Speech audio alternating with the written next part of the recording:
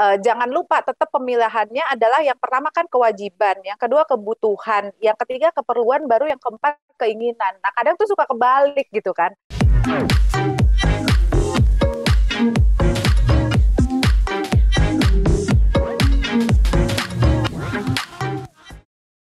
Halo Sobat Cuan, apa kabar? Semoga selalu dalam kondisi sehat ya. Maria mau ucapin minal aidin wal faizin, mohon maaf lahir batin ya buat semua Sobat Cuan dimanapun Sobat Cuan berada ya. Saat ini yang mungkin sedang bersilaturahmi, yang lagi asik makan ketupat, yang lagi asik ngobrol-ngobrol. Nah, hari ini podcast Cuap-Cuap Cuan hadir untuk memberikan sedikit eh, reminder ya, pengingat untuk Sobat Cuan. Hati-hati ya, jangan boros ya. Jadi boleh untuk silaturahmi, boleh untuk makan-makan, boleh untuk menikmatilah hari raya ini. Tapi coba kantongnya jangan lupa untuk dilihat-lihat. Jangan sampai jebol. Nah, hari ini kita bahas ya, gimana sih supaya lebaran senang, hati tenang. Bukan hanya di hari ini aja, tapi mungkin nanti setelahnya ya. Apalagi akan banyak kenyataan-kenyataan ke depan yang mungkin Sobat Cuan harus hadapi. Khususnya mengenai kenaikan harga ya, yang tampaknya juga udah kita sering bahas juga nih sebelum-sebelumnya. Harganya naik, tapi gaji nggak naik. Gimana ya caranya untuk mengelola keuangan tenang? Ada Mbak Ika dan di sini. Halo Mbak Ika. Hai Sobat Cuan, Mbak Maria, apa kabar? Baik, Sobat Cuan mah udah langsung tenang. Ada Mbak Ika di sini ya kan? Langsung. OMG, lebih tenang lagi apabila harga turun, gaji naik ya kan? Sayangnya bukan itu kenyataannya. Iya benar. Mendingan gitu ya. Gajinya naik tapi harganya turun. Tapi tak Iya, mungkin ya. tapi bukan itu. Mimpi kali ya. Betul, betul. Oh ya, minal aidin juga ya Mbak Oh Ika iya, ya. Mohon maaf lahir batin. Iya. Ini nih ya, kan aku ngangkat temanya tentang lebaran senang. Ya kan senang-senang nih sama keluarga, tapi hati tetap tenang gitu. Nah ini kalau misalnya kita coba membreakdown kondisi ini, terus kita aplikasikan ke dalam keuangan nih, harusnya kayak gimana sih Mbak Ika? Oke. Lebaran senang ya, jangan lupa senangnya itu jangan sampai jadi hanya kesenangan cuma sekilas ya, cuman beberapa hari doang, terus habis itu begitu kembali ke kehidupan nyata, liburannya udahan, pusing kepala gitu ya. Ih, THR masih pada ada nggak nih ngomong-ngomong? itu kayaknya salah satu yang bikin tidak tenang ya. Aduh, sayang sekali ya. Padahal sebenarnya ya dari THR itu bisa kita gunakan ya untuk menyiasati kondisi yang ya saat ini dengan segala macam harga naik dan segala macam. Tapi sayangnya pendapatan kita tidak setara ya laju kenaikannya dengan kenaikan harga gitu. Nah, THR ini pada prinsipnya sih sebenarnya awalnya tuh untuk memenuhi kebutuhan seperti itu gitu. Boleh bicara sedikit sejarah ya, THR ini kan udah Boleh. cukup lama nih kayaknya mungkin cuma Indonesia yang punya tunjangan hari raya keagamaan gitu ya. Ada juga sih mungkin holiday allowance gitu ya kalau di luar gitu. Atau kalau di Indonesia tuh THR tuh kurang lebih mulai sekitar tahun 1951 tuh. Nah, udah lama banget, lebih dari setengah abad yang lalu ya. Bedanya adalah saat itu hanya diberikan kepada pamong praja atau PNS lah ya kalau sekarang tuh ya. Dan sifatnya itu mungkin pernah dengar dulu ya istilahnya persekot alias pinjaman gitu. Karena tuh pemerintah memahami bahwa mau lebaran karena kebutuhan pokok naik dan segala macam, ini kayaknya perlu dibantu nih dikasih pinjaman jangka pendek, tapi nanti dibalikin lagi namanya pinjaman kan, nanti dibalikin lagi gitu loh. Jadi untuk mengantisipasi si harga naik ini dikasih pinjaman si persekot tersebut, terus kemudian nanti dibalikin lagi gitu. Nah itu tahun 51 tuh udah ada kayak gitu gitu. Iya. Ternyata terus kemudian orang-orang pada protes kan, kok cuma pamong praja aja yang dikasih, kita kok enggak gitu kan. Nah ini kemudian demo buruh lah, ternyata demo buruh udah ada dari zaman dulu ya. Udah ada sejarahnya ya. Demo buruh karena THR itu terjadi tahun 1952 gitu. Jadi ternyata ada demo seperti itu, akhirnya kemudian muncullah kayak semacam anjuran untuk pemerintah kepada pengusaha untuk memberikan lah. Nah, baru anjuran sampai akhirnya baru benar-benar menjadi kewajiban sehingga untuk perusahaan harus dialokasikan, dibudgetkan segala macam itu baru tahun 94. Nah, seperti yang kita kenal THR lah seperti sekarang gitu. Nah, balikin lagi pada prinsipnya, sebenarnya apa? Ini kan hanya untuk memenuhi kebutuhan sesaat hari raya yang udah bagus sekarang dikasihin di depan. Kalau dulu itu sifatnya pinjaman dan harus di dikembalikan gitu. Mhm. Nah, manakala kita berbicara bahwa THR itu anggapnya biar gampang kan 1 kali gaji ya gitu. Mhm. Jadi kalau misalnya gajinya 10 juta, punya tambahan lagi THR-nya 10 juta, jadi Mhm. 20 juta gitu ya, biar Mhm. gampang hitungnya. Nah, jangan lupa kehidupan sehari-hari ini harus benar-benar kita cukupkan dari yang si 10 gaji utama kita itu gitu loh. Kan ada Nah, atau nggak nah, ada THR, ada nggak ada lebaran, kita kan tetap butuh untuk hidup benar. gitu. Nih, karena di-mention lagi nih sama Mbak Ike ya, soal masalah THR, ya itu kan memang baru itu sebagai jaring pengaman kita sekarang nih pas lebaran, hatinya bisa Mm-mm. bisa tenang. Nah, kalau kita harus menyikapi hari ke depan yang lebih lama Iya, daripada hari betul. lebaran, ini Daripada harus kayak lebaran gimana? cuma 2 hari resminya gitu ya. Benar. Nah, ini harusnya kayak gimana Mbak Ika? Karena kan gini, Oke. kita kan sudah dihadapkan dengan situasi kenaikan barang-barang nih. Kemarin aja Mm-mm, minyak goreng harganya udah langsung naik gitu kan. mm-mm. Dan kita ngerasa kayak, oh masih aman lah sekarang karena ada THR. Nanti THR-nya udah nggak ada, gajinya Tuh. nggak naik. Nah, Nah, perlu nggak sih kita merubah, apa ya, bukan merubah ya, mix and match atau mungkin mencoba untuk membuat perhitungan lagi terhadap perencanaan keuangan. Karena selama ini kan kalau kita tahu kan konsumsi misalnya 60% ya, mm-mm, 50%. Tapi harga pada naik nih. Nah ini harus kayak betul. gimana nih Mbak Ika? Nggak kekejar, ya kan? Ada dua berarti. Satu, it's either kita yang nurunin pengeluarannya, atau yang kedua kita naikin pendapatannya. Nah, mana deh yang kurang lebih bisa kita lakukan untuk kedua hal tersebut gitu. Mhm. Nah, jangan lupa tetap pemilihannya adalah yang pertama kan kewajiban, yang kedua kebutuhan, yang ketiga keperluan, baru yang keempat keinginan. Nah, kadang tuh suka kebalik gitu kan. Kewajiban tuh misalnya sekarang ya, yang lagi pada lebaran segala macam. Mhm. Kewajiban itu adalah bayar zakat, Ya. betul? Terus Mhm. kemudian to certain extent mungkin membantu saudara-saudara kita gitu ya, Mhm. Mhm.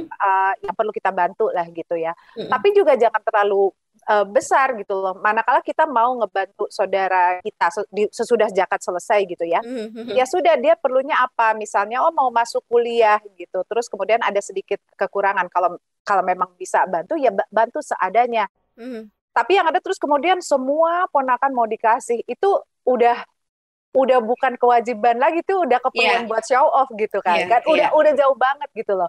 Nah, itu apa ya?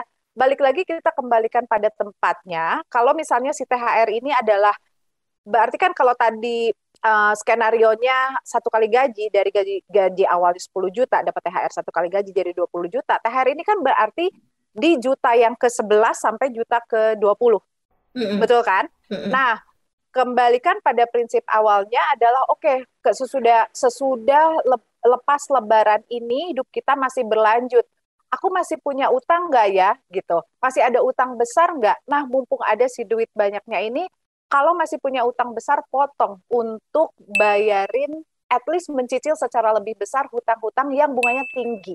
Mhm. Bunganya tinggi atau tidak produktif atau mengalami penurunan nilai secara cepat Mhm. Mhm. gitu. Nah, jadi misalnya ada utang kendaraan ya gitu, yang dipakai sehari-hari, artinya kan barang konsumsi. Iya. Katakan dia 100 juta gitu. Nah, biasa nyicil sebulan misalnya katakan 5 juta. Ini ada THR 10 juta tambahan tadi. Lumayan kali kalau ditambahin ngurang-ngurangin pokok cicilannya gitu. Kenapa? Karena satu, bunganya tinggi, yang kedua dia value-nya turun Mhm. gitu. Karena kalau hutang yang seperti itu kan rata-rata mungkin kita ambil kisaran berapa? 15-20% ya Iya. Iya. bunganya per tahun.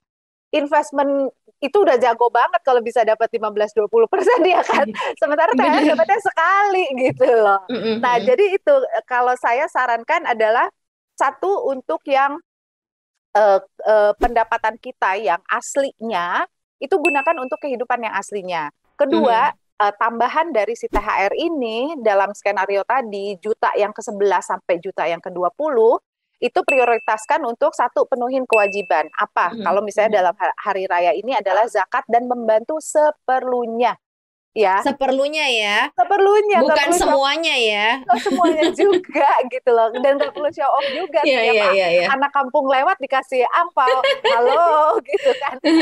Dan itu kan bukan kewajiban ya. Satu, kewajiban seperlunya. Yang Hmm. kedua, kurang-kurangin untuk mempercepat pelunasan hutang yang sifatnya bunganya tinggi atau tidak produktif atau nilainya menurun gitu. Oke. Yang ketiga itu alokasikan untuk kebutuhan hidup di sesudah Lebaran tersebut. Masih ada 11 bulan ke depan, misalnya until the next THR, bila kita masih punya usia ya. Nah, bagaimana dialokasikan untuk ke depannya itu adalah satu, misalnya kalau teman-teman sempat agak terganggu ya kemarin karena situasi pandemi, dana daruratnya belum ada, terus asuransinya sempat lapse gitu ya. Nah, itu prioritas gitu loh. Karena itu kan resiko-resiko yang sangat tinggi kemungkinan terjadinya, terutama asuransi yang kesehatan ya. Kita bisa sakit dan segala macam gitu loh. Sempat lapse misalnya ya, bisa jadi karena kemarin ya kurang lah pendapatnya segala macam. Hidupin lagi gitu. Karena ada risiko kita Lebaran ini di jalan ketemu orang dan segala macam ya kan, risiko kecelakaan, risiko ada penularan virus, bakteri dan segala macam yang bisa membuat merogoh tabungan gitu loh. Nah, make sure covered by insurance kita aktif gitu kan. Nah, lalu yang berikutnya yang bisa saya sampaikan adalah dari yang THR ini, bila semua sudah aman, kewajiban sudah aman, pengurangan hutang sudah aman, bisa dilaksanakan. Lalu terus kebutuhan hidup kita sudah terpenuhi ya, termasuk asuransi itu saya sangat menyarankan itu aktif ya, minimal kesehatan gitu. Minimal banget BPJS deh gitu loh. Tapi kan sekarang juga sudah banyak yang terjangkau ya. Even yang asuransi bisa konsul dokter online juga ada, udah available gitu kan. Nah, itu make sure itu hidup. Nah, baru terus kemudian alokasikan, kan kita bisa hitung. Oke, harga normalnya sesudah Lebaran misalnya si sembako itu naik berapa persen ya? 3% misalnya. 3%. Nah, kita tidak tahu apa yang akan terjadi ke depan, cuman mungkin amannya saya bilang alokasikan 10% deh gitu. Jadi dari yang tadinya kita mengalokasikan kebutuhan pokok sekitar 40% dari income bulanan, tambahin jadi 10% dari situ, jadi 44% anggapannya gitu misalnya. Karena kita mengantisipasi yaitu tadi ada kenaikan harga bahan pokok dan segala macam. Dari mana nambahin 4%-nya? Dari si THR ini, terus kemudian bagi 12 bulan ke depan. Kan itu bisa dihitung. Gitu. Jadi setiap bulan nih istilahnya kita udah nyimpen budget dari sekarang untuk belanja bulanan kita bulan-bulan ke depan gitu loh. Kan baru gajiannya mungkin nanti beneran bulan depan ya. Cuman tadinya yang cukup dari 40% karena ada inflasi kenaikan segala macam. Si inflasinya ini kita membayari diri kita di masa depan dari sekarang gitu loh. Dengan menggunakan uang tadi itu, uang THR itu karena ya. Kan cuma sekali dapat gedenya, Mbak. Mau kapan lagi? Kalau misalnya nggak dapat, Mbak Ike, maksudnya artinya adalah dengan gaji yang ada nih, nggak ada nih duit bonus kayak gini, artinya nggak ada THR. Betul. Terus kemudian kita harus mencoba lagi memutar otak gitu ya untuk menanggapi kenaikan harga ini. Gimana nih sebaiknya di postur perencanaan keuangannya tanpa THR ya? Kita kesingkirkan dulu itu THR. Oke. Opsinya adalah dua, tadi saya bilang naikin pendapatan atau turunkan pengeluaran. Kalau naikin pendapatan susah. Sekarang aja kita masih tertatih-tatih untuk kembali normal ya. Berarti opsi yang kedua, turunin pengeluaran. Paling gampang nurunin pengeluaran di mana nih, Mbak Ika? Konsumsi. Gaya hidup ya. Iya. Ini itu yang paling gak mau ya. Iya, gaya hidup itu kan gaya duluan, urusan hidup belakangan gitu. Bener. Sekarang hidup dulu lu baru gaya gitu kan. Betul. Nah, ganti gaya hidup dengan saya agak bermain kata-kata dengan daya hidup. Yang penting kita punya power, kita punya daya untuk hidup. Kebutuhan itu apa sih? Misalnya kalau makan itu kan karbohidrat, protein, dan mineral, vitamin, lemak secara secukupnya lah ya. Kan ada porsi-porsinya itu ya. Nah, kan nggak harus catering yang branded, bisa bikin sendiri gitu loh. Kebutuhannya itu adalah makan yang sehat, tercukupi gizinya. Tetapi luxury-nya adalah brand catering ini atau brand makanan sehat ini. Nah, mau tidak mau karena ketawa, kenapa Mbak agak-agak kesenggol-senggol gimana? Kesenggol tetangga saya kayaknya yang kesenggol. Tetangga saya ya, betul. Oh, aku tahu kalau ngomongin makanan sehat, tapi aku juga ngefans sama brand yang satu itu. Anyway, itu kalaupun misalnya kita tetap mau menikmati luxury seperti itu bisa di mix ya gitu lah, atau mau tidak mau compromise yang tadinya tiap hari, jadi misalnya boleh juga tiap hari tapi porsinya jadi lebih kecil, atau misalnya dari tiap hari menjadi 2 hari sekali gitu. Atau um, kalau memang bisa turun sedikit quality ya, berkompromi.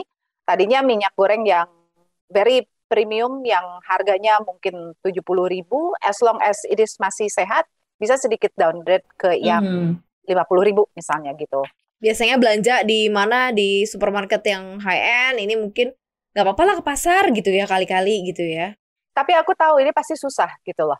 Susah kalau yang gaya hidup itu tadi. Betul. Ada tips lagi, mungkin bedakan antara shopping day sama buying day. Oh ya, Oke. kita cewek suka susah. Shopping day. Every day is shopping. Susah. Jadi misalnya gini, pasti udah tahu lah kalau belanja itu bawa list kan gitu. Tapi kan seringkali ya udah nggak kebawa dan segala macam gitu ya. Nah, at least tanamkan di pikiran kita, ya udah gue hari ini cuman mau shop around, alias jalan-jalan aja, nggak apa-apa. Terus habis itu lihat dan segala macam gitu. Kalau masih kepikiran dan memang perlu butuh, ya nggak apa-apa. Lu balik lagi berapa hari ke depan gitu ya. Terus beneran lu beli tapi dengan list yang sudah strict gitu ya. Karena udah melalui filtering itu tadi gitu loh. Nggak impulsif saat itu juga gitu loh. Kalau ternyata barang yang gue pengen kan, yang kemarin gue shop around itu udah nggak ada, ya udah berarti lo emang nggak butuh-butuh banget, dan itu you're not going to die without it gitu loh. Kadang-kadang sih pengen die kalau cewek kan, soalnya kan everyday is shopping day. Oh iya, mungkin pilih-pilih apa yang ada di handphone sama pilih-pilih temen gitu. Kadang influencer itu. Bener. Perlu nggak sih Mbak, misalnya karena ini kita bicara mengenai apa yang bisa kita pangkas ya, soalnya kan gaji tetap sama. Kemudian pengeluaran berlebih kan, nambelnya dari mana? Nah, perlu nggak sih sebenarnya agak sedikit mendisiplinkan diri dengan meng-uninstall gitu, kayak misal e-commerce gitu, supaya nggak lapar mata gitu. Ini untuk mungkin financial psikologi kali ya, supaya kita biar bisa lebih maintain diri kita sendiri nih Mbak Ika. Betul. Oke. Uninstall itu bisa dilakukan untuk puasa lah ya gitu ya, supaya nggak kelihatan kan, apalagi ada push notif dan segala macam gitu ya. Bisa itu sebagai hard stop gitu ya.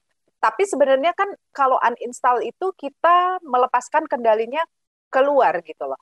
Manakala si aplikasi itu muncul lagi di handphone kita, terus kemudian kita nggak kuat iman lagi. Jadi sebenarnya kalau saya menyarankan adalah satu hari itu cuman misalnya gue cuma 5 menit aja gitu loh, atau cuma 10 menit aja. Bisa seperti itu. Atau misalnya dalam 1 minggu gue cuman mengalokasikan diri gue lihat e-commerce, ya udah cuma seminggu 2 kali misalnya gitu. Terus abis itu pasti akan, ya gue ketinggalan dong kemarin tuh ada payday promo gitu ya. Ya udah berarti emang gak perlu banget gitu.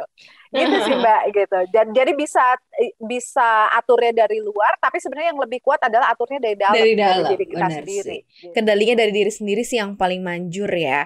Nah, ini buat Sobat Cuan nih Mbak Ika yang dengerin kita nih hari ini di hari lebarannya ya. Tipsnya deh biar Lebaran senang ya, hatinya juga tenang. Jadi senangnya tuh bener-bener senang yang plong gitu. Senangnya tuh bukan yang mikir gitu, aduh besok gue makan apa, nggak kayak gitu. Tapi senangnya tuh yang bener-bener senang yang plong kan, ketemu sama keluarga, bisa menghabiskan waktu bersama keluarga. 2 tahun gak pulang kampung, ini bisa pulang kampung gitu kan. Kayak gimana nih Mbak?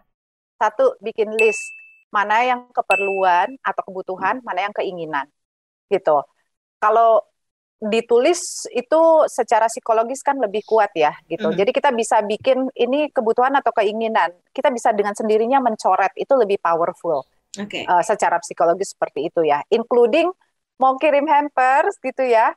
Mana yang benar-benar perlu, mana yang enggak gitu kan. Itu kan bukan kewajiban, itu tren. Bukan berarti kita juga hidup di zaman batu nggak ikut tren, nggak gitu juga ya. Tapi bikin priority, bikin list. Itu 1.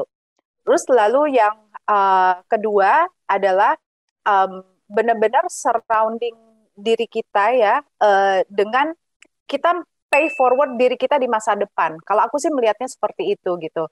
Jadi kayak yang tadi THR misalnya dapat 10 juta tambahan dari 10 juta yang biasa kita terima, kita pay forward diri kita di masa depan gitu loh, untuk karena tadi ada misalnya inflasi. Jadi ibaratnya gue udah menabungkan ke keperluan belanja bulanan di bulan Mei, Juni, Juli, Agustus. Udah ada tambahannya gitu loh. Jadi penghasilan bulanan gue nanti tinggal di-match-kan aja, tinggal diklopkan aja. Jadi pay forward diri kita di masa depan gitu.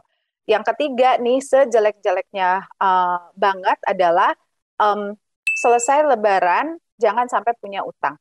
Ya. Gitu. Itu paling penting. Betul. Jadi sejelek-jeleknya nih duit THR-nya habis gitu ya. Syukur-syukur habisnya karena gue pakai untuk ngurangin utang gue supaya lebih cepat selesai. Gue pakai untuk ini dan segala macam. Tapi keluar dari Lebaran, masuk kantor lagi tanggal 6 atau tanggal 9 Mei, itu nggak ada utang yang diakibatkan karena kelakuan Idul Fitri. Gitu. Betul. Setuju. Iya, gitu sih. Jadi at least kalaupun nggak surplus, idealnya adalah THR, nambah porsi investment, nambah untuk tujuan apa segala macam. I know, saya mungkin akan dengan lebih senang bilang kayak begitu, but I know it's utopis dalam kondisi seperti ini, ya kan, dengan harga naik dan segala macam. It's good kalau ternyata udah nggak punya utang, udah tercukupi dan segala macam. It's good. Then tambahkan porsi investasinya, tambahkan tabungan pensiunannya, ya, that's good. Tapi kalau itu udah perfect banget. Tapi kalau misalnya nggak bisa, sejelek-jeleknya adalah jangan muncul utang baru selepas Lebaran. Gitu.